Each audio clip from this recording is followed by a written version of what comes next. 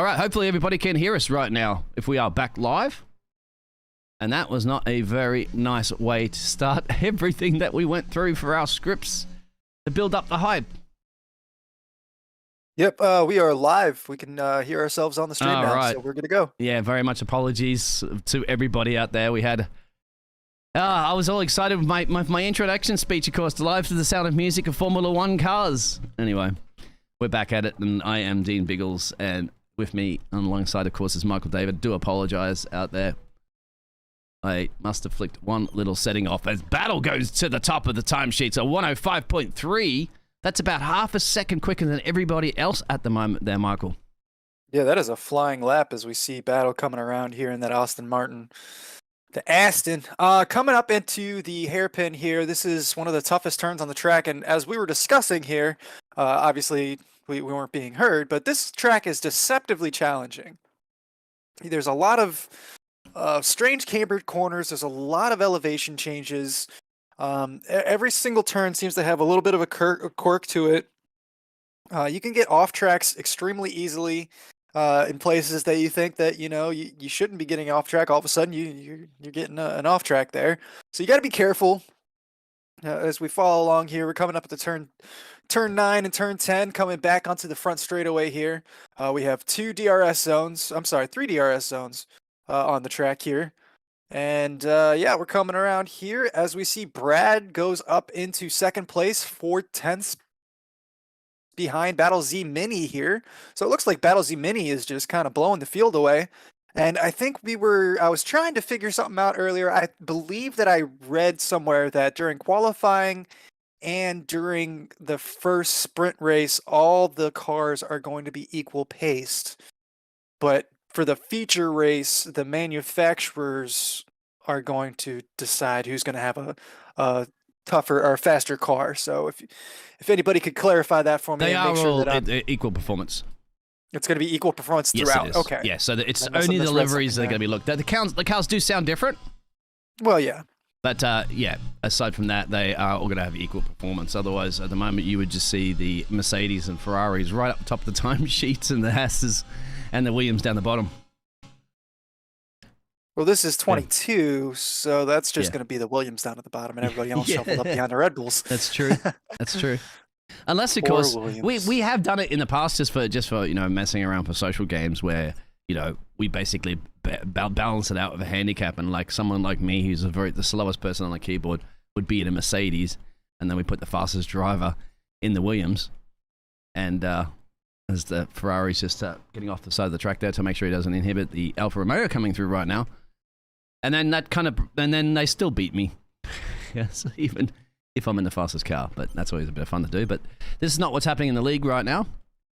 We do have a new fast lap on top. SNRS Jelly F1 105.112. That is a very fast lap for that AlphaTauri right there. He snuck that one in without even getting a purple sector as well, which I was very, very surprised with, because I'm looking at the telemetry right now and I'm like, no purple sector at all. So I guess the thing is those 3 sectors, you just have to hook them all right perfectly, and you get it done. The other big thing around here is invalidations, and invalidations, the big corner that catches everybody off as we ride on board with the Haas is, oh wait, think it's equal for quali and sprint, and then realistic for the main race. Yeah, that's what I thought I read. All right, that's unusual. I apologize then if I misread that, because that is something that I've never seen before in the league. It's interesting. It's interesting. Tripz is going to prove something different for everybody. I'm excited then. Yeah. Well, definitely excited to be here. This is going to be race 1 of the season. I know I'm excited to be here. I love Austria. It's one of my favorite tracks. Deceptively challenging, but definitely an awesome track nonetheless. A lot of people seem to love this track, especially when it comes to formula cars. It's almost like it's made specifically for formula cars. It just feels comfortable in a formula car. And this track, mate, it's always produces great overtaking and excitement. Obviously, there's 3 DRS zones. Lots of overtaking in turn 1. Turn 3, actually, that's the one at the top of the hill. Turn 4, of course. After that short DRS straight, that's where your overtaking opportunities are. Other than that, you can overtake in the infields where you turn your left-handers. Bold and brave. And I have seen cars go side by side throughout this whole track before. throughout a whole lap of seeing cars go side by side. That's what you can't do that in many tracks on the Formula 1 calendar, that's for sure. No, you definitely can, as we see Dunner's had an invalidation there on their lap, so that lap they were just on is not going to count. Ryan's still up into third place here, half a second off, so he has improved on his time, but he hasn't been able to catch the leaders. And you can see right now he's got no battery. You'll deploy your battery on that lap, and you can see his fuel tank is flashing as well, so he's just going to bring that one back in the pit lane. Because you need all your batteries you possibly can charged up, just like this Williams is at the moment as he's on a flyer lap. You can see the gas tanks are going to run almost empty, no doubt, because they want just one sprint flying lap. Let's see what the Williams driver can perform at the moment. Burnt halfway through his battery. Not too bad. The middle sector, 29.1, 28.8 is the quickest. So just seeing at time how much he's down currently at the moment. Probably about 3/10, maybe. Let's see if Wills crosses the line. Goes up to P5, right next to a couple away from his teammate, Dino. I like that name, Dino. Sounds very much like my name. Welcome to the Dino Club. Let me just adjust my telemetry again so the game will pause. Apologies. Nothing I can do about that. Yes, and, well, we still haven't seen a driver that's probably come in a little bit late here. That's Bra. Bra.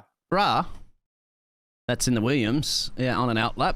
Battle Box is on the outlap as well. As you can see, a few of the drivers on outlaps, a few drivers on in-laps. I think Bra is in the Mercedes. Yes. Come on, Bra. Come on, Bra. Bra. Yeah.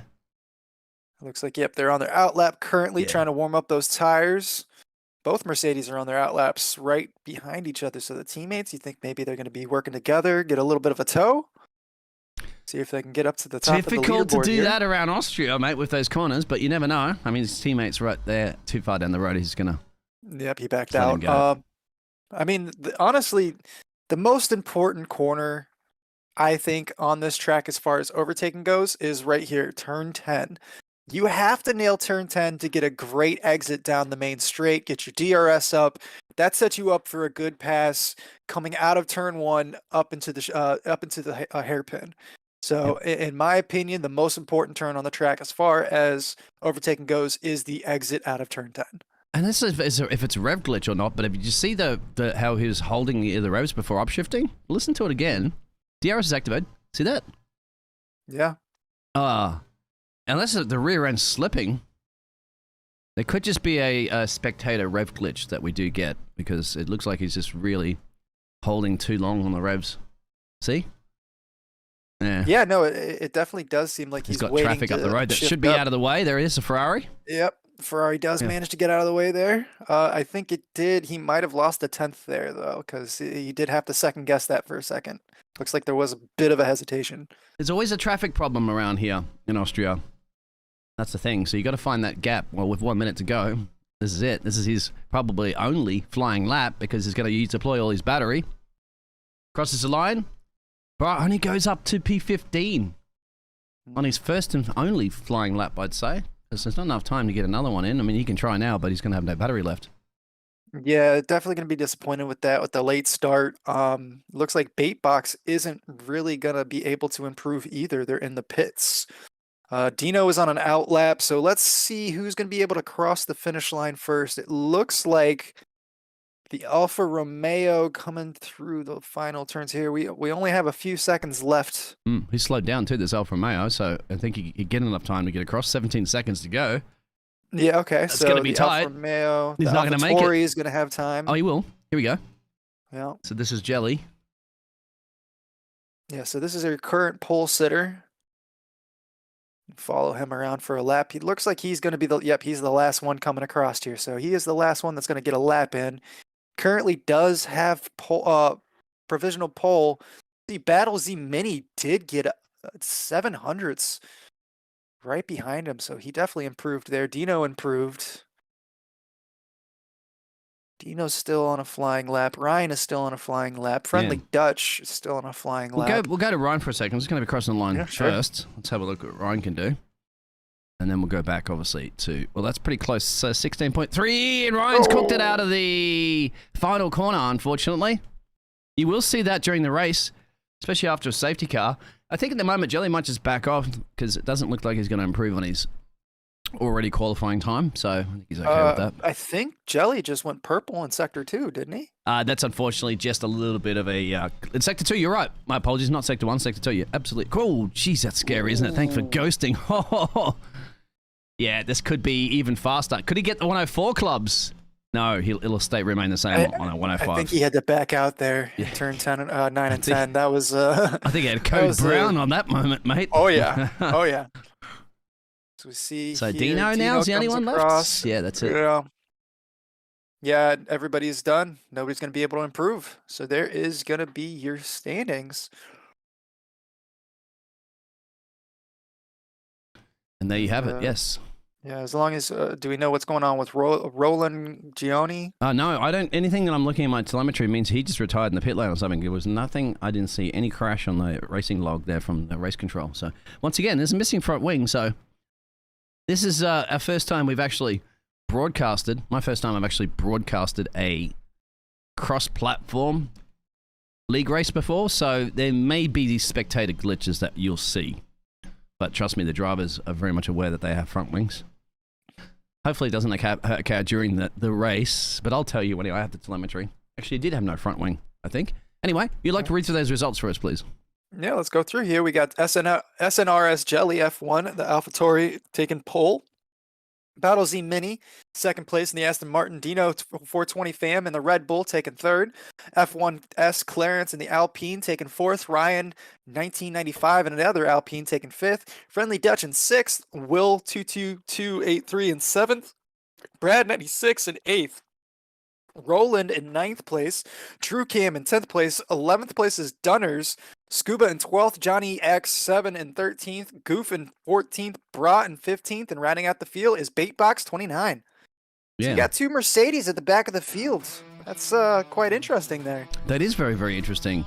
Now, how will that work out if we go to realistic performance for the main race? That means that they're going to be a lot quicker during the race.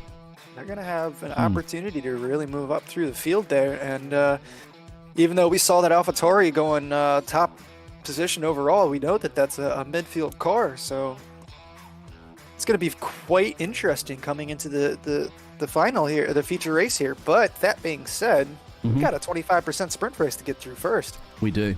Yeah, no, 20. We're doing a 50% race. Yep. The sprint race. This one's a full feature race. Wait, so we're not doing a sprint race? No, the sprint race is for some of the races this season. Not all of them. Okay, so that's why they're doing the 50% features, because there's no... Correct, yeah. Just like the C4 races to be 50% features, so you can just read that. Anyway, short introduction, we're back in just a minute.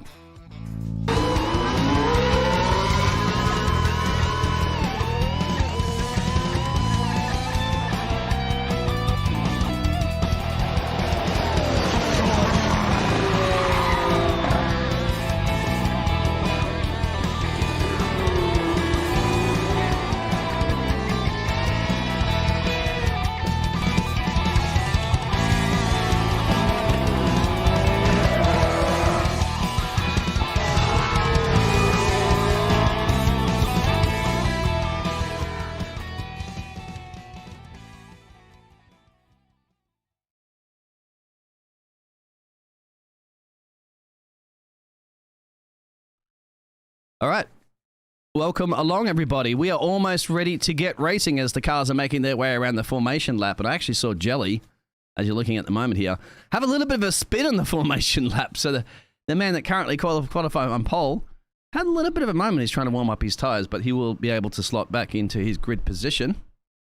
As you can see right now, everybody's warming up. Look at the tires that everybody's electing to start on. So mediums there for Jelly. And then the soft runners and the mediums and a lot of soft runners and back to mediums. So it's going to be very interesting to see whether or not Jelly is going to be able to hold off those soft runners. I am the Dean Biggles, and joining me in the casting box is Michael David for the race. Michael, you're going to get ready to call this race start for the first time this season. Yeah, no, this should be definitely exciting. We see all the cars are up on the grid. We're waiting for the lights to come on.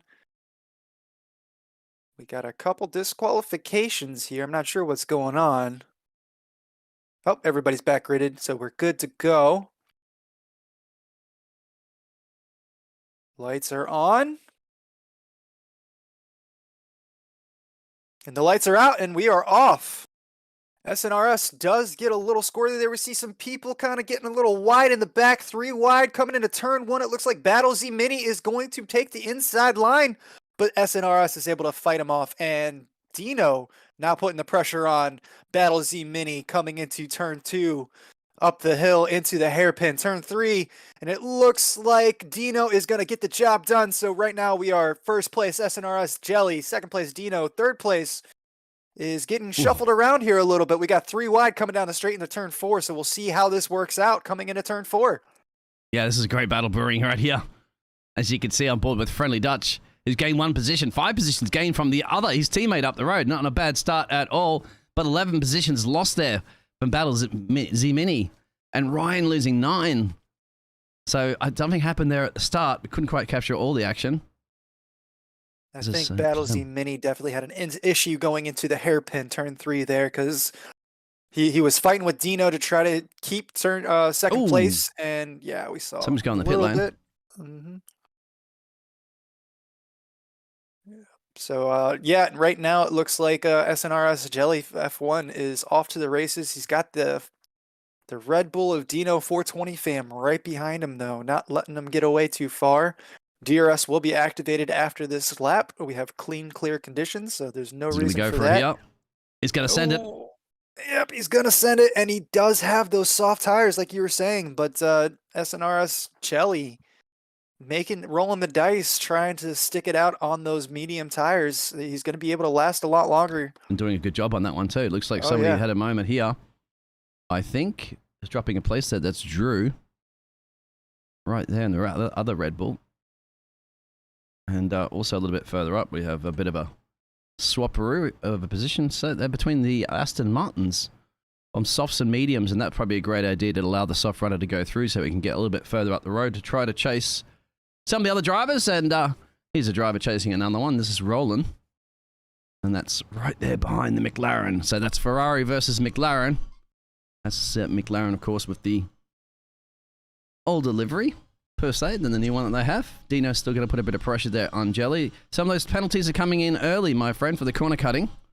2 warnings, and the third one will give you a penalty. A little early there for the corner cutting, but Will Z 222.83 already got a 3-second penalty, as you said there. But yeah, no, that's definitely going to cause a problem. But unfortunately, here at Austria, it's going to be a commonplace thing before the end of this race, I'm sure. A few of the drivers in the pits, no doubt, probably for some repairs on the front wings. I'm looking for the times. Generally, it's an 18-second pit stop around here, so it's very quick. But one of the drivers there before, I think it was a Williams, had a 24-second pit stop, so that's a front wing. Still seeing people in the pits there, but they're not in the pit lane right now. I think one's exiting. I think we got 2 people exiting the pits here. F1S Clarence is coming out now. Very long pit stops then. Oh, yeah. F1 Clarence should be, out of the pit. There it is. F1 Clarence. They're in the Williams, correct? Yes. Trying to get my color codes right here. Oh, they're horrible, the color codes, unfortunately, with the game, as Dino goes a little bit faster. Look at this attack right now. Scuba and Ryan.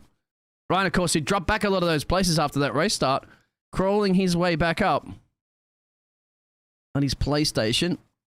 And there's Scuba, and Ryan's actually dropped it. I think he's gone. Yeah, here he is. He's dropped it out of the corner again. Remember, he did that during the qualifying session. So he keep, a little bit too much of the loud pedal coming out of the final turn 10.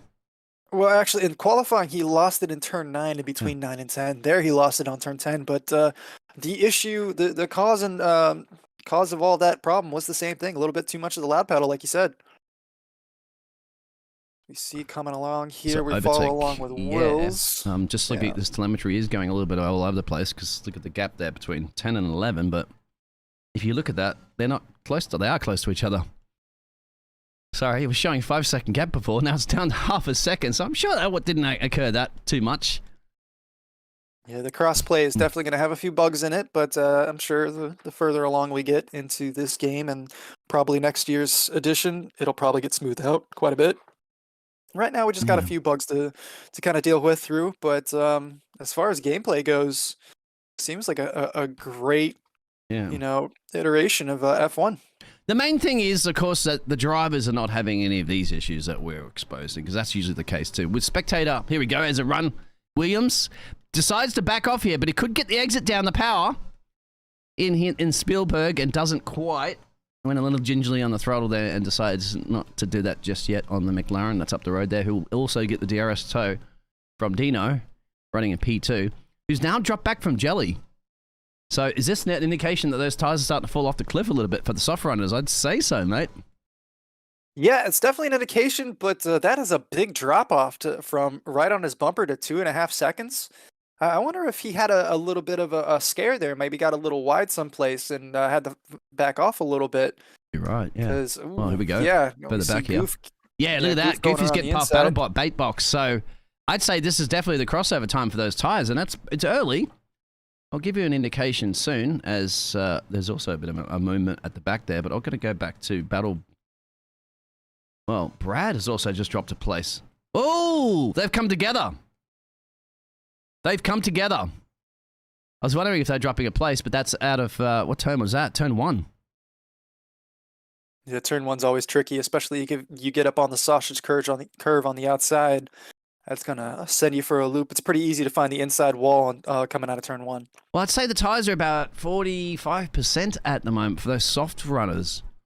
That's the guesstimation that I'm getting from the telemetry. It's a guesstimation, of course, because the teams have their telemetry hidden from us. Yeah, I guess, yeah, it would be starting to become that crossover. I'm a little surprised. It seems a little early, but do we know what the track temperature is right now? Because that might be a big indication of how strong the tire wear is going to be. Oh, 25 degrees Celsius, mate, but that's always very cold in this game. Unfortunately, it's not really accurate. Yeah. And we see here, we have 2 more cars, Friendly Dutch and Baitbox, have started to pick up penalties. So we're definitely going to, it's definitely going to be something that we're going to see throughout the rest of the afternoon. Very easy to pick up penalties here at the Red Bull Ring. Yep. It'll turn out to be a little bit of, I hope you got your calculator ready for crunching some numbers towards the end of those penalties. That's what generally happens around here because of the strict corner cutting. Means you can't cut those corners like the Formula 1 drivers actually do. Even in Formula 1, they still get in trouble for it, especially this year. They get a few. They really get a few opportunities, but they got a lot more flexibility than what you have in the game because the game knows exactly where you are. Red Bull going very slow there from Dino. Just wondering if he has a puncher or something. Yeah, he's fallen off the pace quite a bit. He actually has his telemetry turned on as well too, and they are 42%. That's the accurate reading I'm getting from the Red Bull on his tires. Yeah, he must be having a couple on-track moments then, because he was right up on the back of SNRS Jelly, who now has an 8.6 second gap on Dunners in the the Alfa Romeo. So yeah, SNRS Jelly is just kind of running away with it for the moment. We see these soft tires are really starting to fall off. They're all going to pit lane right now. Look at this. Boom. Even Friendly Dutch. Yeah. Don't collide into each other in the pit lane, guys. I feel like it might be a little early for that McLaren. They're going to have to go over to the soft tires, and as we've seen, the soft tires don't last very long. So you kind of want to stay on the mediums as long as you can. Yeah, serving, it looks like a stop-go there for a second too. That lifted them up there, back in and out. Soft tires again. So, no, my apologies. Yeah, that's a switcheroo. So, he already started on the mediums, can go to the softs, and the other way around. Of course, it's mandatory to change your tire compound at least once during a dry race, as we've had our first pit stops for most of the drivers. That's interesting right now to see the other drivers are remaining. This man out here, Dunners, the only one left on the soft tires. Is he going to come in this lap, I think, or is he going to risk it for another lap to stretch it out? Earlier in the race, you were mentioning that you were surprised at how many cars were on the soft tires. We see Bra, the only one here that's gone to the hard. He's going in kind of predicting medium hards. Yeah, I have. Usually from the league racing that I've seen this year, in a lot of the tracks, because of the tire difference that you get this year than what you had last, that the soft, a lot of drivers have actually elected to go mediums and hards this season rather than last season when it was always softs and mediums generally, because the tires are just much more durable, I guess. I was surprised actually when I saw these guys actually starting on softs and mediums, and would he go for the mediums and hards? Then again, no, they're the race drivers. I'm not. Yep, there's a reason we're in the box and they're in the track. So whatever they decide is probably best. I think I'm with you. I think I probably would have gone medium hard, possibly, but Well, +2. I mean, the consoles are probably a little bit of a different beast too than what the PC is, so that's interesting. Dino's on a fly butt. Side by side with somebody is done. And there he is. Just managed to catch it as it's bumping and grinding as racing, isn't it? Yeah, that's Dunners right there on the outside. He's gonna try to come back around and turn 6, but he's gonna lose the position. He's not gonna be able to fight it back. Dino up the field, already kind of leaving him. There's another little battle brewing, of course, after those pit stops. Yeah, and we're already past halfway here, so we're on lap 10 already.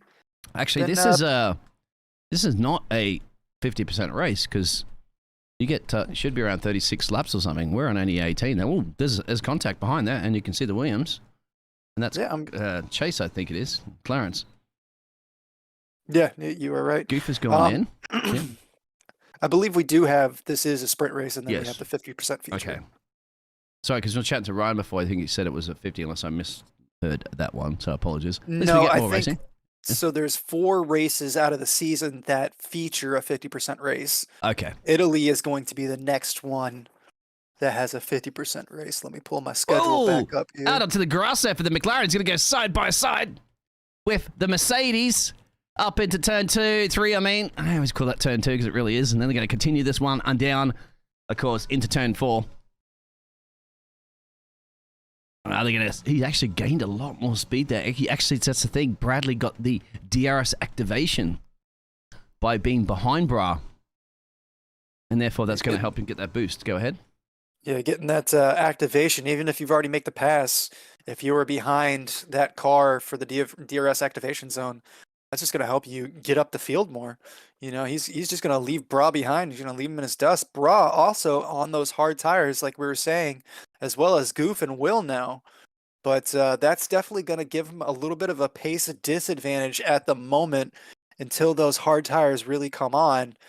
Probably closer towards the end of this race. The mediums will start to fall off a little quicker. But interesting strategy move there. Look at Jelly at the moment. He has a pit stop in hand. 25-second gap there to battles. And we know it's 18-second pit stop. So in and out, no problemo. He can do that anytime he chooses to, unless he comes up to some traffic. That's very exciting too, because he was able to get that gap with the mediums starting off. He didn't have the benefit of the soft tires. He's gonna have to pit at some point, we know. But the further along in his stint he goes, the less likely he's gonna take anything but those softs. I mean, he's guaranteed to take the softs now, I would say, and that's just gonna give him a pace advantage at the end of the race, and he doesn't have to go very long. And I think he'll wait to the last possible moment, because he's only losing a little bit of time at the moment to the driver in P2, so he's got a comfortable gap. As long as it doesn't go at 18 seconds, he's still fine. And he'll probably draw that out as long as he can, because obviously the lighter fuel load you have with some fresh boots equals the fastest lap guaranteed. At the moment he doesn't have it, Dino has it, but pretty sure when Jelly comes in and out, gets fresh boots and low fuel load, he's going to smash that fastest lap time. Yeah, I mean, obviously he had the fastest qualifying lap in that AlphaTauri. Overtake here now. Or attempted. Not quite there for the Ferrari. Yeah, there is. There's our leader in now. Hit that. Oh, you got to make sure you get that. Hit that brake mark. It's 80 km/h speed lane entrance, and you'll get slapped of a 5-second penalty if you get caught speeding. And that's one thing you don't want to do as a race leader right now. And he made sure he got it down onto the soft tires. And we'll keep an eye on his times there later on. I'm sure they'll be light on time aboard. Back to this battle between the the Mercedes and the Ferrari down into turn 4. That's Scuba and Bra. We see Bra getting a little bit more racy here towards the end of the race. Got about 5 laps left to go. He's trying to make some moves, get a little further up the field, give himself a better opportunity. Who was spitting there? The future. That looked like one of the Williams. I'm not sure which one it was. Maybe Ryan. Ryan's completely fallen off. He was up into the top 5. And Ryan's gone around again, hasn't he? I think. Yeah. Yeah, obviously everybody out there, ghosting is turned on. Otherwise, that would have been a massive smash. See the McLaren getting up on the wrong side of the curbing there in turn 1. Yeah, this is interesting because Friendly has the better tire compound, but we did see them fall off the cliff a little earlier. But now they'll go to the end of the race because of the fact that, you know, he's got a lighter fuel load, so you don't burn as much of the tires. They're not as heavy. The cars aren't as heavy. That's true, but he does have 5 laps on it compared to the 5 laps on that medium. That medium tire at this point is going to be switching onto the faster compound, so it's kind of at that breaking point. You can see the reason why he's actually dropped off the pace at the moment. But Drew is not. Drew's on the pace of Clarence, and they are on even Stevens when it comes to those 10-lap tires. Drew's going to get the benefit of the DRS coming down to the straights, too. Might have to go over Dino putting pressure right now. Paddle for P2. Does the Red Bull driver get it done? He certainly does. Not quite yet, but they're going to come back with the DRS activation. Who will get the DRS activation between them? And Dino gets it. Got that, yeah. And so you should have that little bit of advantage going into turn 4. And I don't know if you could hear that, mate, but there's about 50,000 Dutch people went absolutely ballistic when they saw that. Dino's actually from Australia, mate. So 50,000 Australians went absolutely crazy, including me. Dino's Dino. From Australia? Yes. No way. A guy named Dino's from Australia. Yep. Just like me. I'm shocked. Just colored me shocked. Good on you, Dino. You're my new favorite driver. You got the best name and you got a fast car, and you're from Australia. Yep. The SNRS throwing in that fast lap on those soft tires. We expected it. 106 too, the only man in the 106 club. That's blistering speed right there. He's just walking away with it. He does have a 6.5-second lead currently, but on those fresh soft tires with only 4 laps left to go, I find it very hard to believe that anybody's going to cross the line before SNRS Jelly unless he makes a mistake. Yeah, and now he does. He's got that 6-second buffer, so he can kind of like back off. But although, yeah, he probably might back. You never know. You tell drivers to back off, but they never listen. Yeah, nobody wants to back off. And then, you know, because he's got the fastest lap, nobody, I think, could take it. So if he could easily just comfortably go around at about 108 a lap now, which is what everybody's doing, and still maintain that gap to Dino, even though Dino will probably crank it up now. He's got clear air. But Dino won't have that DRS anymore, but neither does our leader. Watching the battle between the McLarens. So who wants to be the number 1 McLaren driver? This is the first race of the season, so the points are 0. So the teams can't favor anybody yet. Yeah, it does look like Friendly Dutch did get around him on those soft tires, so I was a little bit incorrect. I guess those softs are still the racier tire. True. Will they hold off for another couple of laps? Should be able to. He's got a 23-second gap down the road there to Dunners and P5, so if Dunners really wants. And I would probably tell him that too. I would box, put some fresh softs on and go for a fastest lap. Because he has a gap. Yeah, but he's right on the tail. Yeah, you're right. Sorry. Yeah. So, oops, no, you wouldn't do that. Friendly Dutch and both of the McLarens do have a time penalty at the moment. And just to show you guys what those time penalties are, because we are getting to the end of this racing session. There it is, 3 and 5. So that 5-second penalty might have to be served as a drive-through. No, it could be added to the end of it, but those 3 seconds usually never get removed as corner cutting, only if you've actually like had to really go off the track to avoid an accident or something like that, or a collision. Look at that, 8 seconds goes to bait box, so he's looking for that Rolex time penalty award, having the most. McLarens have exchanged again, mate. That's the reason why. Look, an off-track excursion for Bradley. It looks like those tires might be falling off the cliff there. Unfortunate to see. They had a nice battle going there, but yeah. Swapping places one more time. Wait, it's still showing as Friendly Dutch in the lead between the two, though. Must have left it, probably lifted, let him through. I'm not quite sure. Look at the battle at the moment. Catching back on Dino there for Battle Mini. Yeah, Dino was unable to break that DRS pull, so he wasn't able to get past the second. Diving on the inside in turn 4. There's not very much grip on the outside there, but Dino is able to hold on. Is he going to be able to keep it through turn 5? Ooh.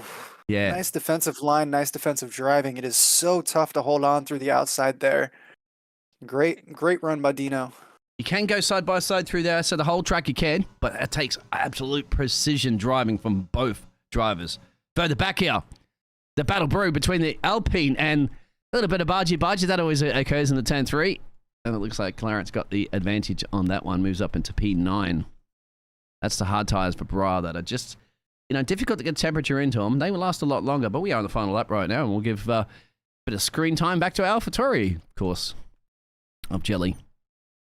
Yeah, Jelly's just been running away with this ever since qualifying. You know, he had a little bit of heat from Dino coming through on turn 1 or lap 1, but then we saw, you know, he just kind of ran away with it. He hasn't really had to, you know, no sweat, no tears, no blood. You know, just kind of this could be the final opportunity for Battle right now to do anything. I don't think he can do anything really around here. We'll have to switch back to our race leader in a second, but we'll just see these couple of left-handed corners. If they can do anything, I don't think he can do anything really about this now. It's very, very difficult to overtake. But one thing that this man will be able to do, of course, is cross the line and win the very first race of the season. The AlphaTauri driver done it in absolute domination with the trifecta, the pole position, the race win, and the fastest lap. Congratulations, Mr. Jelly. Yes, SNRS Jelly just completely owning that race with the equal balance there. We'll see how he does when the realistic balance comes through in the feature race, but there's absolute dominance here. We see Dino coming through in second place, Battle coming through in third, Roland holding on for fourth place, Dunners in fifth. The McLarens are still racing, it looks like. Do we want to drop back to them momentarily? Yes, real quick. You're right. Turn 9 and 10. It looks like Friendly Dutch is going to take 6th place. Brad is going to keep 7th and keep Scuba at bay. Comes through in 8th, and F1 Clarence coming through in 9th. But Scuba is going to move up because of those time penalties. Yes. So Scuba is going to be in 6th place. Friendly Dutch in 7th place. Brad is going to be 8th place. F1S Clarence in 9th. Bra coming through in 10th place. Your last point scoring position. So Drew currently in 11th, Goof currently in 12th, Ryan's currently in 13th, Baitbox currently 14th, Will in 15th. We'll make sure all those are finalized with the penalties, but it looks like this is going to be your final positions here. And there it is, Mr. Jelly. As he's trying to switch the camera back onto him, so obviously we can show the first. Actually, another strange glitch is Bra gets the driver of the day, and I realized, I think the reason why is because he gained, trying to see, from P15 I think to P10. He did start at the back of the field, so that was definitely a great run there. But I think you and I can both agree so far, it hasn't even been a question, at least in my mind, who your driver of the day is. Yeah. The AlphaTauri driver at the moment's going, who just won the race? Let me hear you. Let me hear you. Mr. Jelly did it from the United Kingdom. First trophy on your cabinet, maybe one trophy of many to come this season.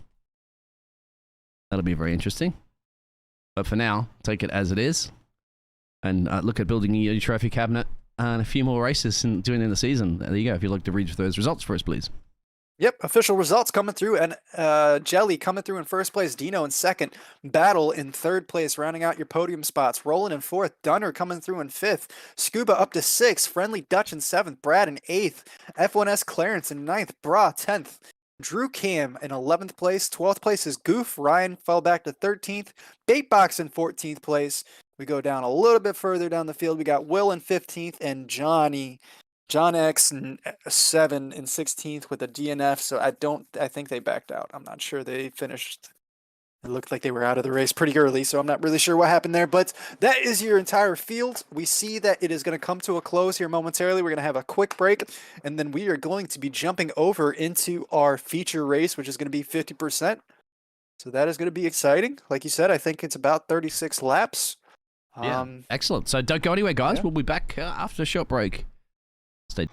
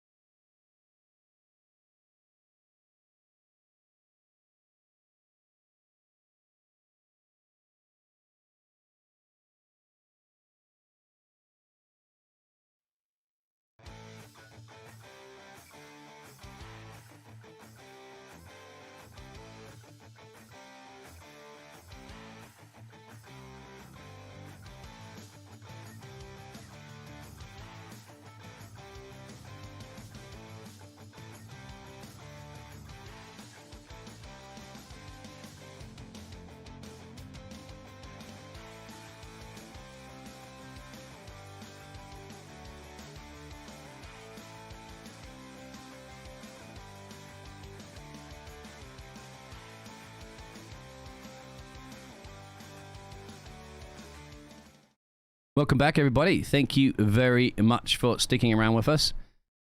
We're back for our actual feature race right now. We'll have 36 laps coming our way in a second while the drivers make their way around for a formation lap. Back in the booth, of course, the casting box is the Dean Biggles and Michael David. Michael, there's your results, of course, from that first feature sprint race that we had. Any major surprises? I'm not sure if we can call anything a surprise, being that this is the first race of the season. I just think it's going to be very interesting with coming into the feature race with the realistic car performance. See a couple very fast cars a little further down the field. We got a RedBull in 11th place, 10th place and 14th feature 2 Mercedes, a couple 4th place and 6th place for a couple Ferraris. So really the only car that I see that's almost in position would be the RedBull of Dino. So I think Dino's going to have an advantage here at the beginning of the race. Absolutely. To let everybody know about the advantage, of course, is that realistic performance will be on for the feature race now, and that means that the AlphaTauri is a pretty slow car in realistic performance. Not as slow, of course, as the... It's not even showing on there, but of course that's the actual Williams. But yeah, you mentioned the AlphaTauri is not going to have that pace speed advantage that the Red Bull are going to have. The Aston Martin might be struggling a little bit. The Ferrari's going to... Both those Ferraris are going to look pretty strong, you'd have to say. Yeah, no, definitely. Those Ferraris are definitely going to look strong. This is the 2022 race, so honestly, the Red Bulls and Ferraris should be almost equal, and then the Mercedes just right behind them. AlphaTauri is definitely a midfield car, so you'll see them battling with the Astons and the Alphas. The McLarens, in my opinion, are probably going to be the 4th fastest team, depending on the Alpines.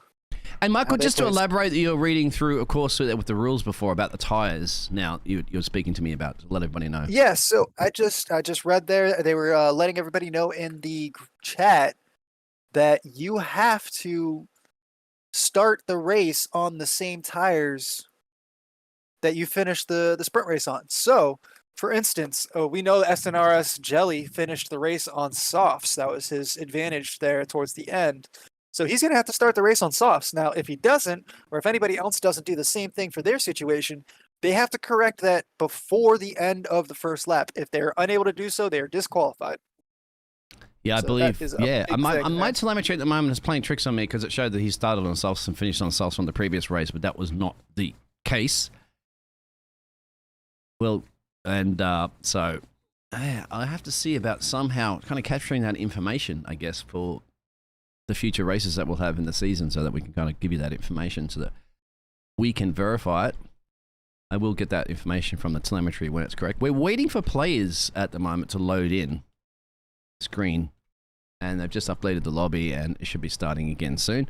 Well, Michael, we'll go back over that to the point system real quick there for everybody to go through that from so we can kind of start calculating those points, mate.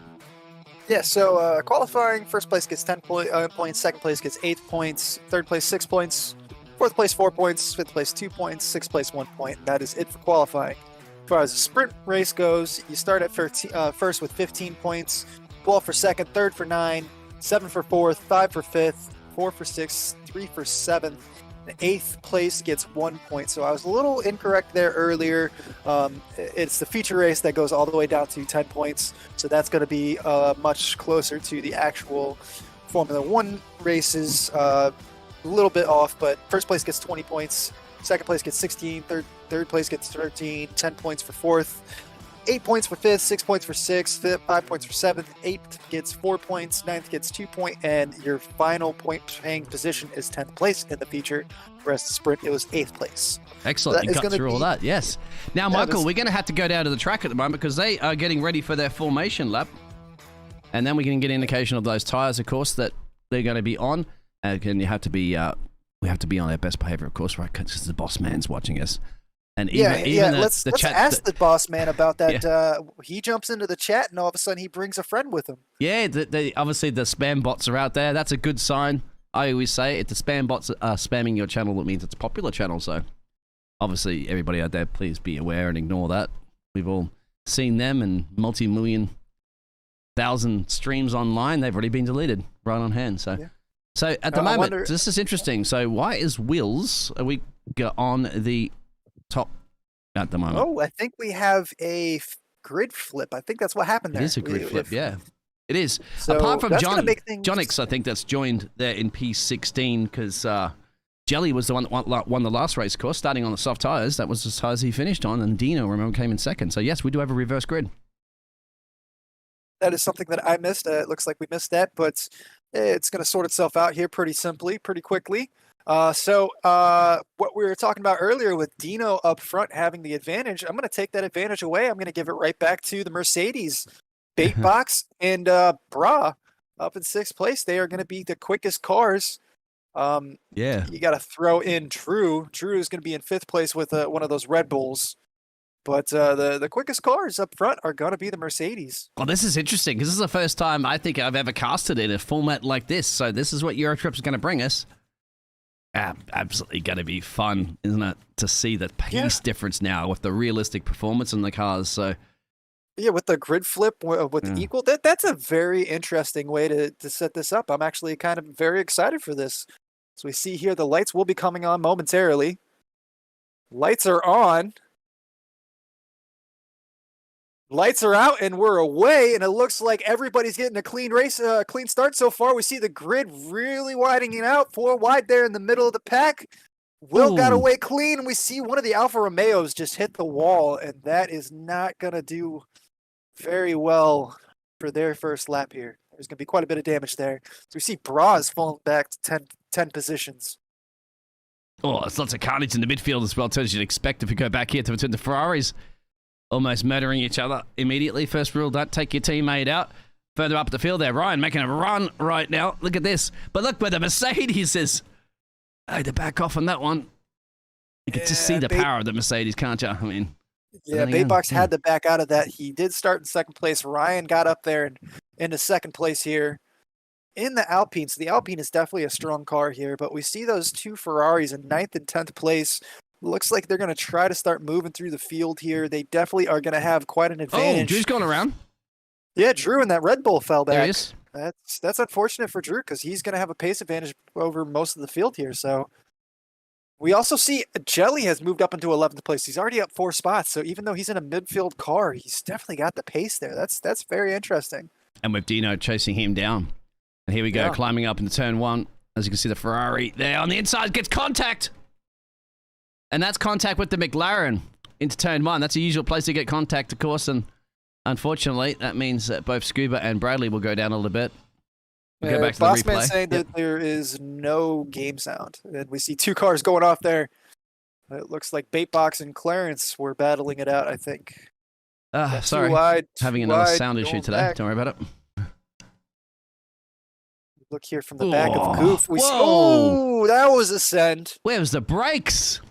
Yeah, there were no brakes there. I'm not sure what happened, but that's going to cause some damage, not only to the front end of him, but Goof's probably going to have a little bit of rear end damage there. The sound audio should be pretty high at the moment, so maybe we can check that one out in a minute. It's coming through on my speakers. I can hear it. Battling grinding. What's changed between the first race, mate? Elbows are out right now, aren't they, in the feature race? Yeah, nobody is backing out here. See quite a bit going on as the Haas goes quite wide. Ryan puts in the fastest lap of the race so far in the Alpine. About half a second back on Will. So Will has gotten off to a great start. And if I'm not mistaken, isn't Will he's in a Williams, isn't he? Or is he in an Alpine? Will is in an Alpine. Oh, okay, that explains. Oh, Williams, sorry, my apologies. Oh, wow. You are right. It's the Alpine's been chased, man. That's Ryan, the Alpine. Wow, that is a great start for that Williams. Further back, with the realistic pace here. Dunners has gone around here. And then that looks like he's missing a front wing, but we're not quite sure about that just yet. But he did hit the wall there and just destroys the braking marker. That is definitely not going to help there. Bossman is saying that desktop audio is on. Only hears it when we speak. We see the Ferrari and the Mercedes coming together front there. Wing. Yeah, I can't change the audio at the moment, Bossman. Sorry, otherwise I'll have to stop the stream because I had that problem before. They both got 5-second penalties for that. Because I have got the main audio going. Oh, yeah, they are. He's not allowed to overtake him, I don't think, unless... And that's causing even more of an issue. That Battle Mini just got caught up in there and lost the front wing. I'm not sure what's going on here, but that was an interesting You will get moment there. illegal overtake warnings, you see, so that's why they have to slow down. Look what Dino is. Did Dino get punched? No, he didn't actually. Thought he got tapped from behind there, but he just got a little bit in the loud pedal coming out of the corner. Up in turn one. Don't look now, but look who's in fourth. Yes, you're right, isn't it? You can see him just up the road there. There's a Ferrari chasing him down. We'll keep on board right now with Dino. Because Dino's going to look to get past the Ferrari. And that's not a place you want to do it, Dino. Not around the outside. Wait a little bit. Get a good exit. Get the DRS activated, which you should be at about now. And then work on the next turn. Of course, turn 4. Dino also dropped out of the Red Bull and is now currently in a Haas. True. So switched it all out. Didn't like the Red Bull. Yeah. In the Red Bull ring. Your two top drivers from the last race are both in mid-class cars, midfield cars. So that's definitely going to be even more impressive now that they're working their way through the field. So definitely an exciting race for the two of them. Talking about Jelly and Dino. But right now we got a new leader up front, the Alpine of Ryan, 1995, pulling a gap on the Williams of Will. Yeah, because it's a realistic performance. I would imagine that the Williams are struggling to try to keep the pace down there, as Dino at the moment in the Haas is struggling to keep up with the Ferrari, no doubt, but is getting it done. And the Ferrari is putting massive pressure. It looks like a change at the moment in turn 1. Sorry, back again. So the Williams is not giving up just yet, mate. Yeah, no, he's got the benefit of the DRS. I think that was what made the stronger Alpine. But we'll go back to this battle between Jelly and Roland. Sorry, yes. No, you're good. I think the DRS is what gave Ryan that advantage, especially having a stronger car down the straight in general. And Dino, but up on the Dino inside, coming right down the there. inside. Yeah, Dino is not messing around. He is trying to get back up into the top 5 here. He is trying to stay on the back of Jelly. Him and Jelly have both moved up the field quite a bit. Yeah, Jelly, of course, is very, very impressive. Both Dino and Jelly, because they're in slower cars, remember? That's the Alfa Romeo and the Haas. So they're probably very similar, you'd say, in realistic performance. And that Ferrari is the one in the middle that should be really outgunning them. But, of course, I guess it also matches the driver. There's a spin, I think, from Dino. Yep, Dino lost it coming into turn 9 there. Definitely an easy place to lose it. But my question to you is, are these really realistic pace? Because that Ferrari should be all over the back of that AlphaTauri. As Will's always back on Ryan. I guess it's because they're also placing the drivers, with the best skills in the slower cars, I'd say, as well, to make it even more even. I'm sorry, James, there's nothing I can do about that sound at the moment because I would have to actually stop the whole stream. And plus, the good old Formula 1 game, mate, if I do click anywhere out of it, it's going to pause and we're going to miss some of the action. He's also saying that OBS is playing some silly games and he's going to be right back. So we got a little reprieve from the boss man. We can go ahead and throw all our jokes back out at him. Ooh, look at that. So close, isn't it? Ryan's trying to get past, but he knows he's got the quicker car. And Will knows, I just have to park this Williams in all the right places and make it difficult for him. Yeah, Will is definitely taking advantage of that defensive line here. Gets a great exit out of turn 10 there. Great exit by Will. Even though Ryan's going to have the benefit of the DRS coming down the straight, Will just what a great exit there. I can't say that enough. Let's see here. Another thing here, I do want to point out Jelly is on that soft tire, that soft compound. Oh. And he got really wide there, he and just that's went going to give straight Roland, over the sleeping policeman or something like they call it, isn't it? It's just a turtle. Bang, that's going to hurt your back. Oh yeah, no, that it's almost like a giant baton just laying out in the corner there, coming out of the exit.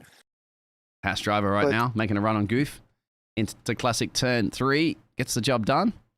But Goofy will have the DRS. Actually, gets the DRS activation. That's the tricky thing, really, because the DRS activation you'll see on that track map is there. No, so if you're behind, because if you're behind the car, which you generally are trying to look and overtake into turn 3. You then get the double DRS activation because that's your activation point, and then you get the DRS down that front straight from turn 3 to turn 4. So it's a really good, like a massive advantage as the leaders are battling it out again. And on top of it, actually go back to Dino. There he is in the Haas. Looks like John did get an off-track penalty there or something. He's got a penalty flag there that just popped up out of nowhere. Yeah, that's a 3-second penalty for both those drivers. I won't show it on the screen at the moment because keep the tyre information up. but they do have 3 seconds each. Ryan still going for it, 2 for now on Will. And I have to say, Will's doing a pretty good job, isn't it? Considering he's in the Williams and managed to hold up, you'd imagine, an Alpine. I can't remember where they positioned the Alpine team for realistic performance this season. Look at that. Well, he has to go on the outside and shut the door immediately. Will did. There's not a lot of grip on that outside. We've seen it before, but these two cars battling, it's just going to ruin Ryan's tires faster, and it's bringing Friendly Dutch into this battle. He's almost a second back. He's going to be in DRS range soon. That is going to bring a lot more complication into the situation. So Ryan really wants to get past Will as soon as he can here to not only just save his tires, but to not have to worry about Friendly coming up on the back and put Will in a position to have to not only attack but defend as well. Exactly, and it's bringing the McLaren in play. As you can see, almost in the DRS just there in the background. And please give me a good camera angle. See, I can't do anything about those camera angles sometimes, unfortunately. What I can do is I can go on board McLaren. We can kind of see it from his bird's eye view. Yeah, this is a great camera angle of that battle up front. You see them switching back and forth. Wonder who's going to get the DRS coming down the straight up here. I think Will is going to get it. Yep, Will did get the DRS. Ryan got the pass made. So that is going to make things very interesting coming into turn 4. Will is going to try the inside. I don't think he's quite there enough. Yeah. Did not have the wheels up alongside of him enough. And you got to be really careful too, because you can cut the inside to try to get the overtake. But remember, you got off tracks here. You got strict corner cutting, and that may give you a warning as well. Just to give everybody an indication, they are on 1 warning each between those top 2 drivers. 1 warning each. And I don't know what there's going on with the telemetry, because it's showing me the McLaren drivers on 5 warnings, and that would not be correct, of course, because it would already have a 3-second penalty. But we'll ignore this telemetry to be 100% accurate for now, because it is cross-platform, cross-play, and, well, as a spectator menu, things aren't always what you see is what you get. I'm surprised to see Jelly is still out there. 8 laps, he is definitely fallen off his pace. 5 seconds back from Roland now. I would not be surprised to see him pit soon, unless he's really trying to extend that. And we see, the McLaren's going on the inside. Yeah, I was about to say it too, because it looked like the Alpine of Ryan was going a little bit slow. I was going to say 3 into 1. That's not going to work around Austria. Not at all. But we'll keep an eye on that pace, because Friendly Dutch, of course, and I don't know if he's actually Dutch. He's set the fastest first sector. He's showing an international flag, so I can't confirm whether he's Dutch or not. But if he is, he's friendly. Yeah, maybe it's Dutchy, and he just couldn't put the last part on there.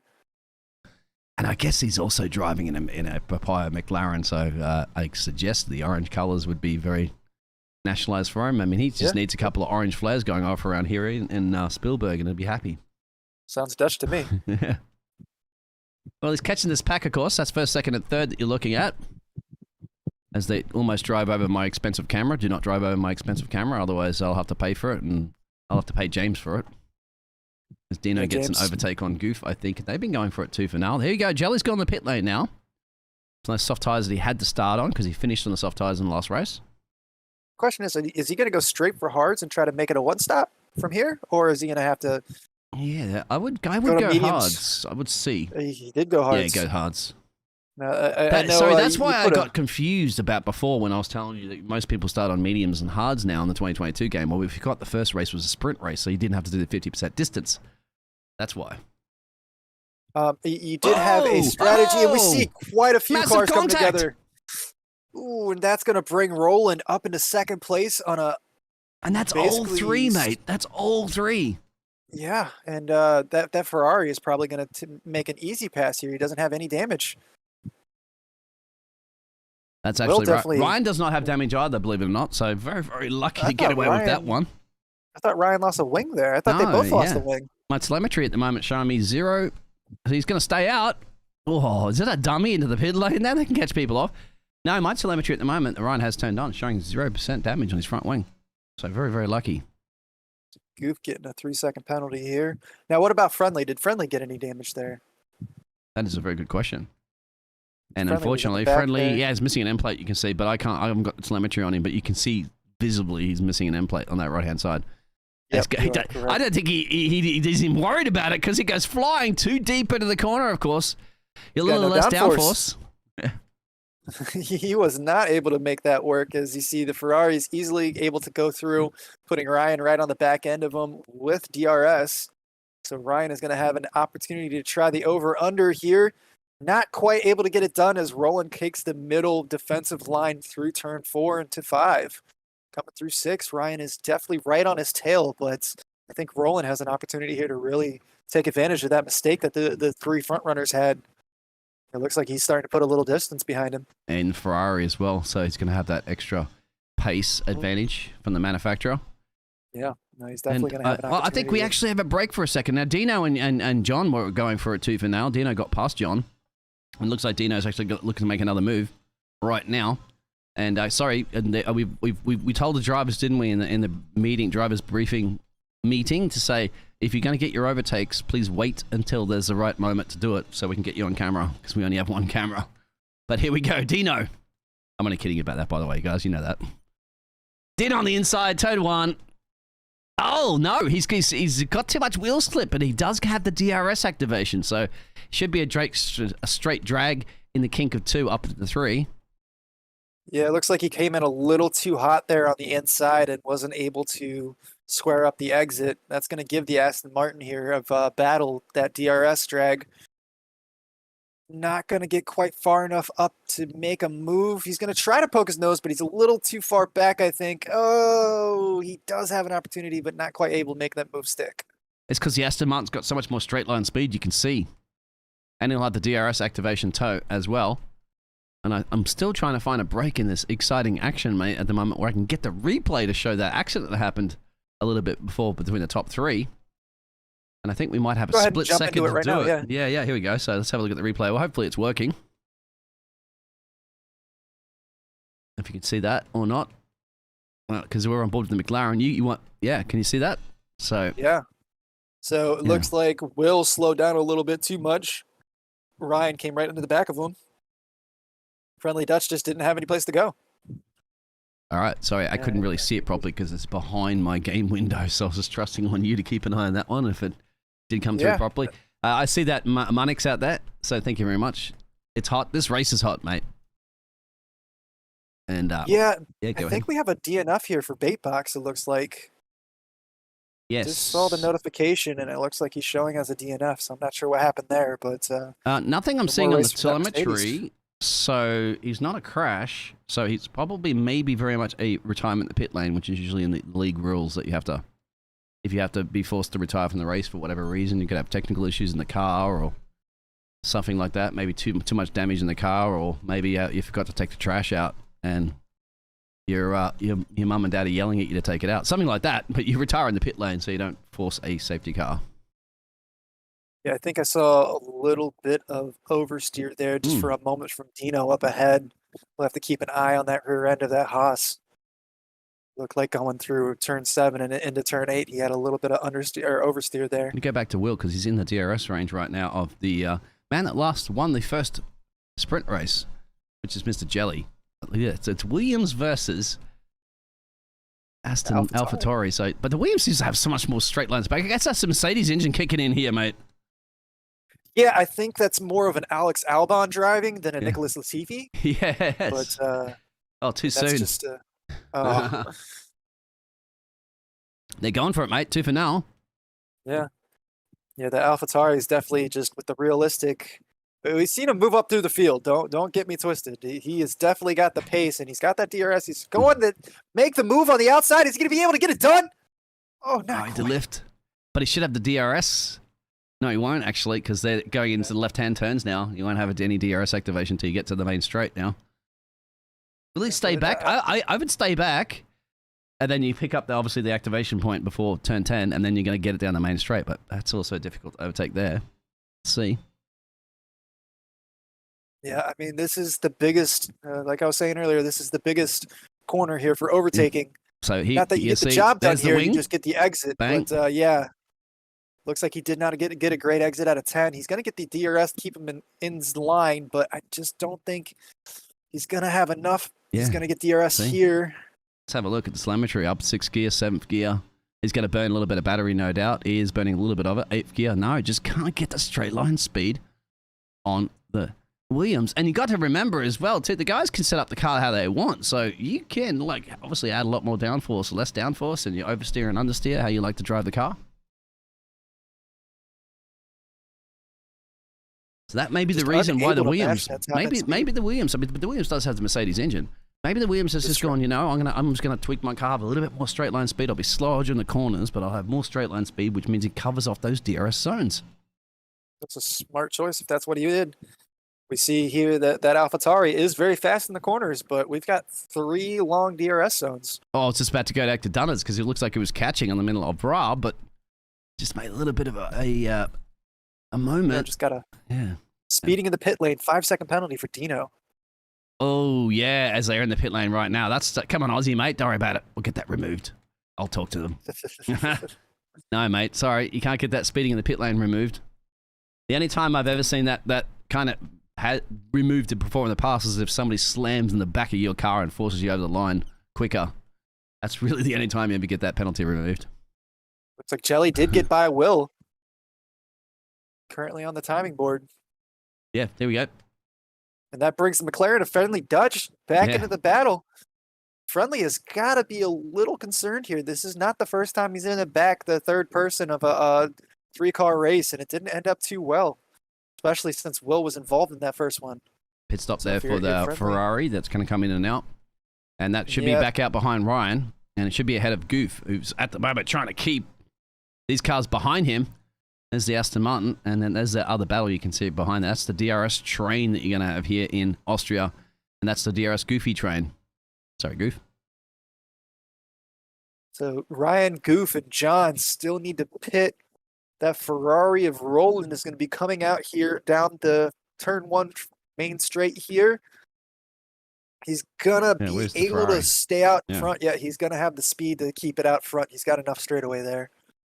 So he's going to be able to move up into first place momentarily as we see something happen there with Jelly. Jelly fell back from here he is. 5th into 6th. Maybe he just got passed down the straight, and that Haas. That's definitely an off track there for that Haas up of John. And here we go. But let's see, Jelly's going to add the DRS there. And that was a late... that some of those things will go into the stewards, of course, because you're not allowed to move too much under braking. Yeah, but he opened up that DRS very late. He was almost in the braking zone before that wing came open. What a great battle, isn't it, between these 4-5 gladiators, actually, because you got Goof there just up the road. As long as they're keeping the DRS of that. Friendly Dutch, really. Wanting to get past the Williams. Wills has been an ultimate defender, hasn't he, in that car? Just that straight line speed is working. But now, when they're all going to get this DRS all tucked up, Will can't really use it advantage. Here we go. Down the main straight. Look at this. Ooh. They're going to go into turn 1 somehow. 3 in the turn 1 is not going to work. Maybe 4 in the turn 1. Are you kidding me? If they make the absolutely brilliant driving. You don't see that very often, but you got to now do it for turn 3 coming up again. Hold on to your seats. Fasten your seatbelts. Tray tables upright. This is going to be crazy. A little bit of contact there. It looks like Friendly just got a little bump there from Will. Will is up the field. He made out from all that craziness. 3 wide down both straights. Looks like John almost got in the back of Friendly there. I'm not sure what happened there. He missed the braking zone, but that was insane action there. Got 2 wide and 3 wide down the front straight and the back straight. And they survived. Yeah. That's what was even more surprising now. Okay, you see cars, almost 4 cars, 3 cars go into a corner, but 9 times out of 10, you close your eyes and it just goes zombies in the fence. Not this time around. This is the action you're going to be expecting at Euro trips all season long, mate. Yeah. John is on those old tires, too. 18 laps old. Oh, on the outside there from Jelly. Bold and brave into the final corner as well to get that shot there, but now drag. Haas versus the AlphaTauri. That's Honda. And what's powered in it's a Ferrari, of course, and the Haas. Yeah, Ferrari's got the Haas. And meanwhile, in the background, of course, you got John just in there and a little bit of creeping. Goofy is still somehow, I think, Goofy and Will. Here we go. So this is the other pack battle. Further up the road now. And Goof on those old boots, isn't it? About to be overtaken by Will. Goof and John and Ryan still have yet to pit. We got Brad out there on 17-lap-old tires. Dunners is on 16-lap-old tires. Bra yet to pit on 18 old-lap tires. And I guess they have pitted, but those tires are definitely going to be old. Look at the AlphaTauri. Could not stick it around the corner there, could he? Like, I think that was no the traction. Goof, the Aston Martin there. Yep. No, at this point right now, if you're going to drop that much time into a corner, you've got a box. You've got a box. You can't afford to drop too much time now. Will he go in? No. He's like to stay another lap out. Is that a gamble to just go straight to softs? It could work, but just means you're going to have a quick car, of course, when you come back out. But that also means you've got a bit of overtaking to do. I think that's what Ryan's plan is. Got 20 laps on those medium tires. Yeah, look at Goof went really wide out of turn one. Couldn't even get any traction into the corner anymore. And that's the thing. Does he have any damage? No, it doesn't look like it visually on the car. Just old boots. Yeah, and anyway, that's the interesting thing as John's gone in to put some fresh hard tires on. This is where the action is. Friendly Dutch, of course, is now putting a little bit of pressure a little bit further up there on Will still. Will got past him. But Goof, yeah. I think he's just playing that game at the moment, just trying to hang in there.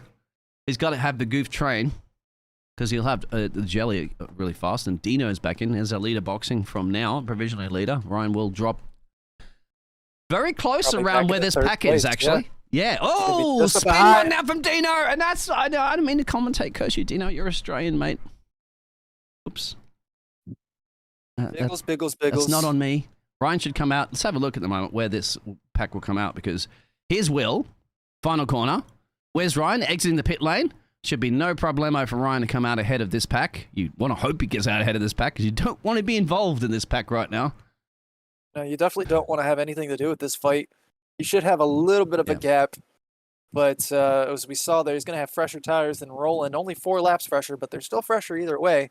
Kind of a little surprised. I thought he was going to stay out a little bit longer and try to put softs on, but he went for the hards. Ooh, very slow into the corner there. That's catching everybody off. If anything, it's Goof. There he is. This is the time at the moment. You got to realize now you're skating on ice right now, these tires. It's basically like driving slick tires in a wet race. That's how much traction he's going to have on the track. 0.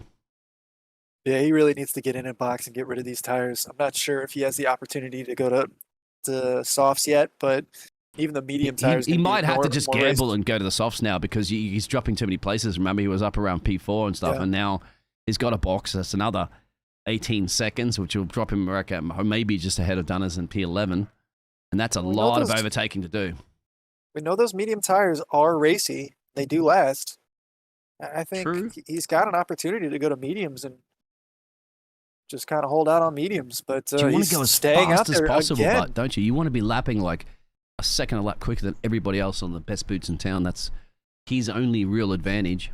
Yeah, the mediums, I'd say, probably that'd be a good idea to switch to them. He'll be the only driver on the grid on the medium tires. Speaking of only driver, we have lost 3 drivers. John has fallen off in the Haas. That was a crash too, actually. That was I can't remember who it was because I'm just reading numbers of VF. Whatever the manufacturer of VF is. VF is Ferrari. I'm sorry, the Haas. So that's Johnny. That's John. John was crashed. John is actually retired, crashed. Everybody else, I believe, was just a retirement in the pit lane. Because we got the Red Bull of Drew, so no more Red Bulls. Austria is going to have a Red Bull-less podium today, unless the AlphaTauri of Jelly can make it up there. She's in 5th place now. I wouldn't be surprised. Yeah, well, he won the previous race. Yeah. So anything's possible. If he's on the back right now, the friendly Dutch driver. But then again, that's the AlphaTauri, of course, and that's a McLaren, so you're looking at a little bit of a power difference between the 2 manufacturers. See, Ryan has put in the fastest lap error up into 2nd place. He's got an 8-second gap ahead of him to Roland. So right now, Roland is sitting pretty. Probably just here we go. Kind of Jelly here. And is he going to cook it too deep? Yes, going into that turn, he's going to have to back off now. He'll get to DRS activation. No, he won't. No, he won't. Yeah, you're right. No. That means the McLaren will get it. Yeah. Or the McLaren, yeah. I think he had the pass already done coming into turn 3. He just overcooked it, like you said. So Brad going into the softs in the pit lane, that's an indication, obviously, for what do you think Goof is going to do? Because he still stayed out 23 laps on those tires. If he comes in now, he's going to stay in 9th place. Yes, exactly. He's got a 21-second gap back to 10th and Dunners. Then he's going to have a, 16 or 17-second gap to somebody else. As Dino has spun again. Going on with Dino here. Australian drivers now having lots of issues with this Haas, and Gunter Steiner at the moment just is not a happy camper. And yeah, I think Gunter's just refusing to tell him whether or not he's going to sign him for next year. Yeah. He's like, yeah, these drivers are a bunch of courtesy of Netflix. Yeah, see, I feel bad. Feel bad for Mick. He had a rough practice today. Put it into the wall. Yeah. He's been driving really well, but that's so difficult because his contract's up for renewal. So I mean, as long as he keeps getting points and keeps keeping the car clean out of the wall, he should be re-signed. But I mean, who are they looking at? It's sponsorship money, but remember that he brings to that team. But the Haas that need it too, the money. So that's the reason why they signed Mick, of course. Apart from he is a quick driver, but he also brings great advertising. It was in the Netflix series. Remember when they spoke about that? Oh, I don't watch whatchamacallit. But I do know that they are in talks with an American company to bring a new major sponsorship next year. Apparently, is that a Williams going around? Yeah, no, that was Ryan. That's Will. I mean, oh, that was Will. Yes, Will's. Oh, you're right. I thought that was an Alpine. Yeah, the colors once again really throws you off. And anyway, we'll go back to Jelly because this is where the action's belly. Because there's Jelly and there's a three-way battle again. Once again, brewing here in Austria, where the hills are definitely alive with the sound of Formula One cars. He's able to make the move stick this time. That's going to give Battle an opportunity here. Battle has DRS, so Friendly Dutch is not going to be able to use DRS to take advantage. He's going to be stuck behind the DRS of that Aston Martin. And it looks like he got a bad exit out of turn 4 there. Coming through 5 and into 6, he is losing a little bit of time. Goof's still not boxed as well. So if you got to put some fresh boots on, that's fine, mate. But you got to remember, you got to allow yourself enough time to get overtakes done. You can't put them on the last lap and then go, I'm going to have a quick car and zero time to gain any places. So if I was an engineer, it's time. Now he's going to be out of the top 10. Yeah, you've got to box now and get it on with it because you're going to have a quick car. So, I think he missed his opportunity. Unless he's just playing it. Did he already? He's 25 laps into the stint, so he's already changed his tires somewhere. So maybe he's just planning on taking it to the end of the race. No, he has. He's got a 15 second. That's strange. So. There's something wrong with that telemetry because I'm actually my telemetry is showing he's 25 laps on those tires, but has not made a pit stop. Let's check that actually. Look. Yeah. See. Oh, yeah. See, no pit stops. Huh. That's just the telemetry playing tricks on us, mate. Because he has definitely done. Yeah, now it's updated. I think that's just the crossplay thing playing with us. Yep. Interesting battle here for third place. Like we were saying earlier, the only way for Red Bull to get a podium place here at the Red Bull ring would be for this AlphaTauri, who technically, I mean, they're an Italian team. They're the Scuderia AlphaTauri. Yeah, well, you'll take any Red Bull you possibly can, wouldn't you, to get a podium? Yeah, I mean, if you're Red Bull, you're Red Bull. You just want one of your cars up there. I mean, Dino has retired from the session. I think the Australian drivers have said enough is enough. I guess of all those spins and issues that he's had with the car. Yeah, you got tired of the cast cursing him. Yeah, sorry, Dino. I blame Michael for it. Yeah, nice battle. Will has retired from the session too. We see Battle coming in for third place, gets the move done, is able to keep it on the track and through turn 3. And is he going to get the DRS? Nope, he did not get the DRS. Jelly will. Jelly has the DRS, but he's not going to be far. He's going to be too far back to make a move to come back at him. The Aston Martin, these two cars should be pretty evenly matched, I would assume. Guess who finally's taking a pit stop? No way. Yeah, here he is. Goof.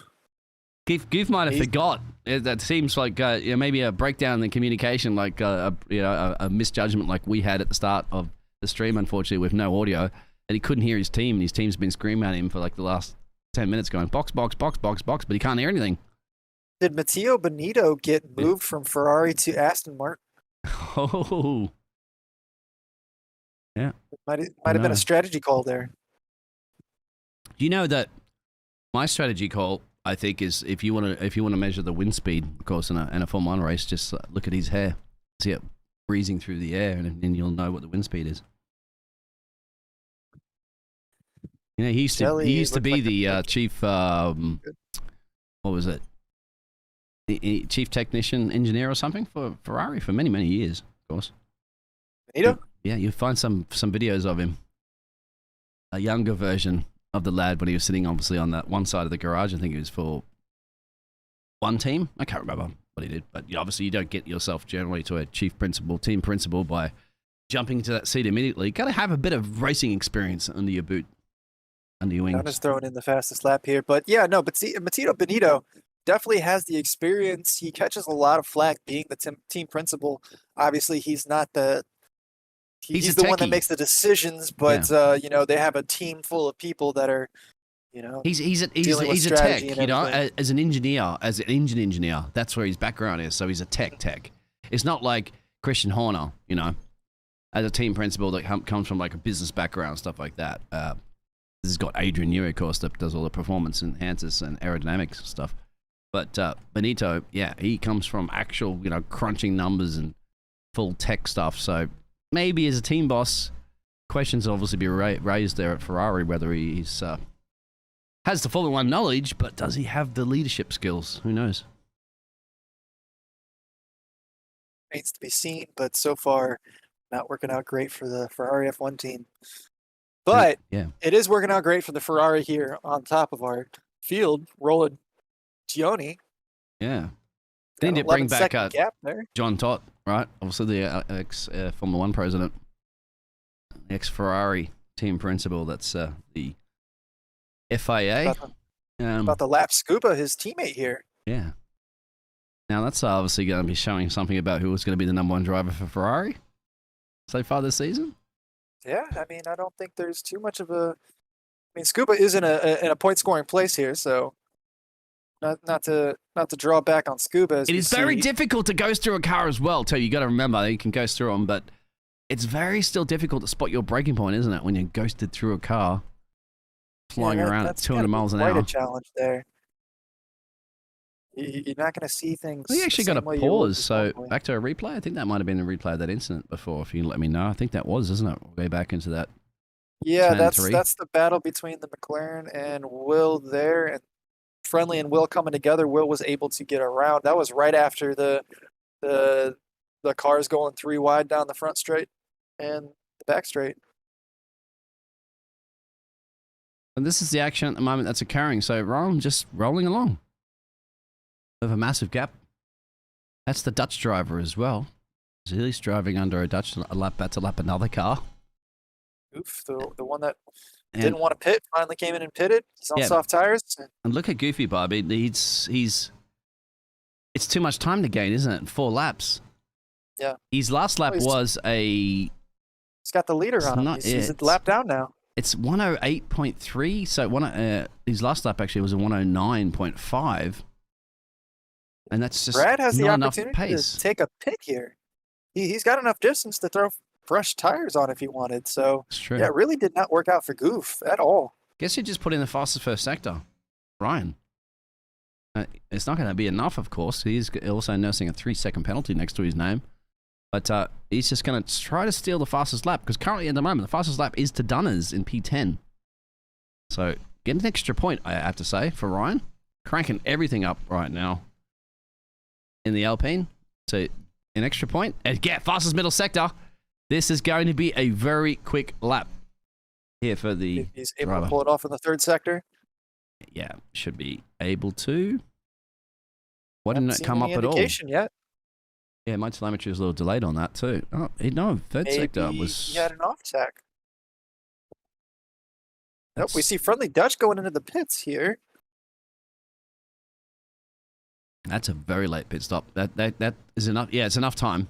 I think you called it right. He has enough time to come back out ahead of Brad. That'll be his teammate, and try to go for the fastest lap. Oh, he's serving a 5 second. The chat says he got crashed into twice. Yeah, he's serving a 5 second there. We saw both of those incidents, Will. Friendly is going to be able to come back in front of Brad. It's going to be close, though. Brad is coming down the main straight right now, coming into turn 1. Yep, there he is. Not close enough, though. No, and I don't think Friendly Dutch is you wouldn't think that Brad would hold him up as well because of the fact that Brad's got a time penalty next to his name. And I'll tell you these penalties right now because we're getting to the stage. Look at that, mate. 6-second penalty for Brad. And Goof picked up another one to take the Rolex time penalty award at 12 seconds. And that's not too bad, you'd have to say at the end of the day. I always say it's a consolation prize, isn't it, to get a brand new Rolex because you need to be better with your timing. Yeah, I think that's what I would go for because I love watches and I needed myself a Rolex here. Yeah, So, I've tried for a few years now but Rolex is not listening, so unfortunately, drivers, I'm doing my best to try to get them to sponsor us for that. Yeah, come on, Rolex. It's not going to happen yet, but we'll keep trying. Till I retire, I will. And the spam bots out there said, we want a free Rolex, of course. As Wills in the chat said, he crashed twice, and that's Wills that had retired there currently at the moment, the last retirement. You got crashed into twice. My apologies. Yes, I think everybody pretty much got bumped and grind a few times around this track so far. I'd be surprised if anybody comes home unscathed. Maybe the Ferrari driver leading the race would be the one that could be unscathed. Ryan is okay. He's safe with those penalties. Yep. Involved in an issue early between the top 3 drivers. I think it was it Ryan, Will, and Friendly Dutch were the top 3 drivers. Wow. They came together. I think that was that first incident. And I think Roland might have been involved in that. He might have gotten away without any damage, but that's how he got to the lead, I believe, was coming around for when those 3 kind of came together there. So he was kind of involved. Oh, Goofy goes around. Goof, sorry. My apologies, mate. Yep, caught you. He's putting the power down. He was thinking about to make an overtake there. He's just been overtaken by Dunners. He was trying to bring it to Scubas, but I was kind of thinking, mate, you got those penalties anyway next to your name, 12 seconds of them. So really, even if I was the Scuba driver, I would just let him pass because you're going to end up getting the result back later. No problemo. Clarence at the moment, putting better pressure there on Jelly. Friendly got that fastest lap there. He did. That was a clever run. That's smart there. Get the extra point. Didn't lose the place by boxing. Put the fresh boots on and get a point. Hey, it comes down to the last race of the season, and you're separated by 1 point for a championship. You might look back at this very first race of the season, obviously second race for the feature, and say that was a clever strategy, and that 1 point could make me win the championship. Yeah, always got to keep those points in your pocket there. As we see Will in the chat was first in Williams. Ryan hit me out of the lead. Yeah, we definitely saw that contact going into turn 4 between the 2 of you. Definitely was a lot going on there. Is that the one that I got on the replay? I think. Yep, that is the one that you got on the replay. Yeah. All right, we can't show that at the moment. Well, we'll show it because the Ferrari driver will be getting ready to finish the lap. I don't think it was this incident. That is an incident that happened as well, but I don't think that was the one that he's referring to. He got tapped in coming into turn 4 that caused the major incident. Well, guess what, mate? You get to call the Ferrari because he's only got 2 more corners to complete the feature race there and set a statement here in enemy territory of Red Bull.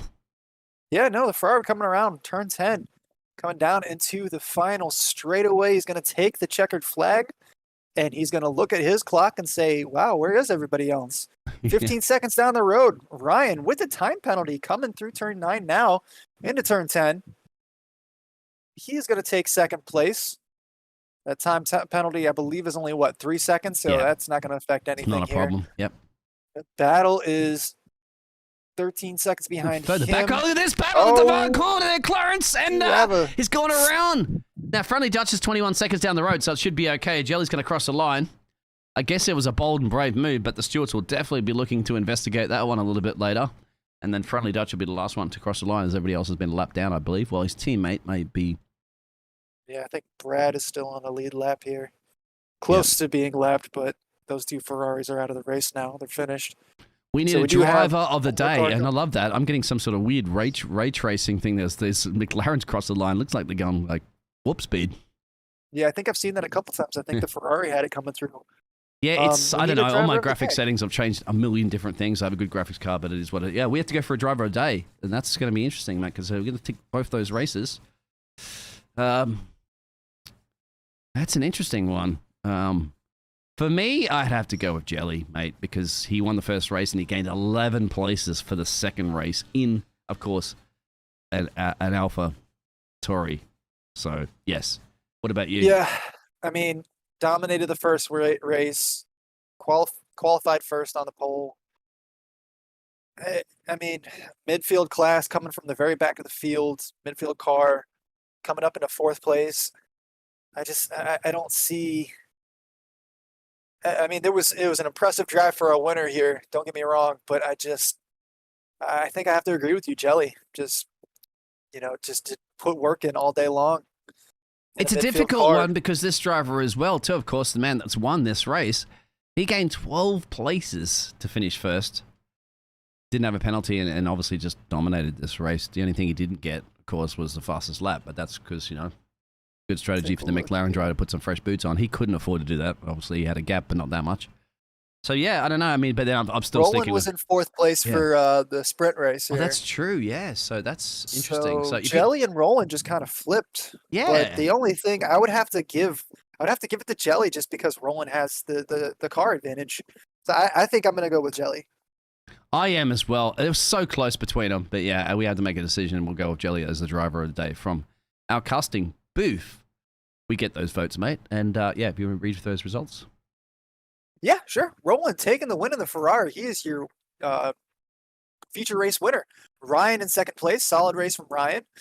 Battle Z Mini in third place, rounding out your podium. You got Jelly in fourth place, our driver of the day. Clarence taking fifth place. Friendly Dutch in sixth place. Brad in seventh place. Scuba in eighth place. Dunners in ninth place. Goof in 10th place. Bra in 11th place. Then we got the DNFs of Will, Dino in 13th. John in 14th. Drew in 15th. Baitbox in 16th place. So definitely a great day for racing. We saw plenty of battles, quite a few contact incidents, but overall I thought it was a very clean race. I thought it was, for the most part, I thoroughly enjoyed this race today. What about you, Biggles? Oh, amazing. You don't see many four-way battles in the corners that occur through turn 1 and turn 3. That's and survived. That was crazy. Of course, we saw many bumping and grinding, many accidents, bits of carbon fiber flying everywhere, but that always happens in Austria, and it always happens generally in the first race of the season because everybody gets their elbows out. I mean, they're very well behaved, I have to say, in the first sprint race, but when they came to that feature race, mate, it was kind of like, it was just, all right, dress rehearsals are over. It's time for the main show. Yeah, things got a lot more spicy in that main race there, that feature race, but yeah, overall I thought everybody kind of kept their nose clean for the most part. I think Will said that he was involved in a couple accidents that he believes wasn't his fault, so there will be some stewarding going on after the race. We'll find out how that all works out, but overall Roland coming through with the win. He had a 12 or 15 second gap to Ryan in second place, so that was definitely a strong finish for him. But I mean, I really still just feel like a strong day from Jelly in fourth place. Got Friendly Dutch coming through with the fastest lap of the race at 107.545.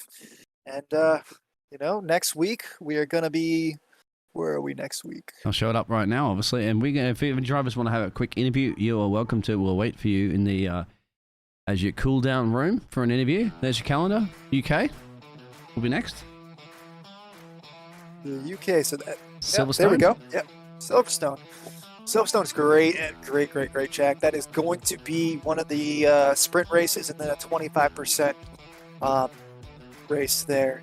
Now, if you see Biggles, you see the yellow marked tracks every 4. Those are going to be the ones that have the 50%. Now, we do have second place here. Ryan has jumped into the chat. Ryan, tell us about your race there. Yeah, all right, guys. Brilliant stream. Cheers for that.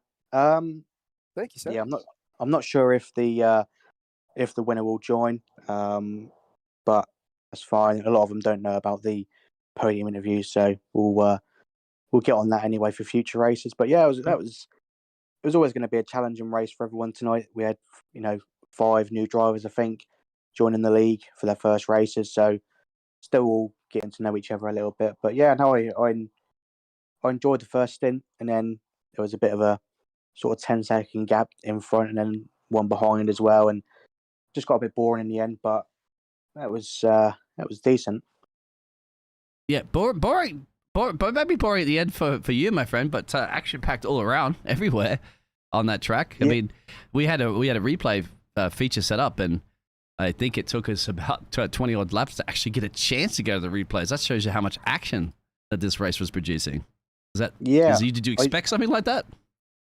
I thought there would be, because Austria is always a good track, and I had the stream on my laptop next to me, and there was one little bit where I saw 4 cars, I think, going into turn 1, which I was amazed they all got through it, to be honest with you, just listening in. And I think there's going to be I don't think there'll be many race reports. I got a few reports from some drivers that say that it wasn't the cleanest race today, but obviously we're still getting used to the cross play as well, which is going to take a bit of getting used to, a little bit of lag here and there with, the PC and Xbox, PlayStation connections. Obviously, some guys from Australia as well, so it'll take some getting used to anyway. But I think it was a strong race, and we had a really good turnout. A couple of people unfortunately couldn't make it right at the end there, but it should be good. And obviously, I should know where we're going next, but I can't remember. Silverstone. There it is. Oh, lovely. Yeah, again, another great track. We tried to put all the really good tracks at the front. There's some obviously great overtaking tracks as well, with I think China and Italy as well before the break. So yeah, China's going to be good to see. Yeah, we don't see that on the Formula 1 calendar for a while, but that track produces a lot of overtaking on those massively long straights. Results are up there from the final race at the moment, mate, with your P2. Of course, great job there, starting from P3, getting that 1 position.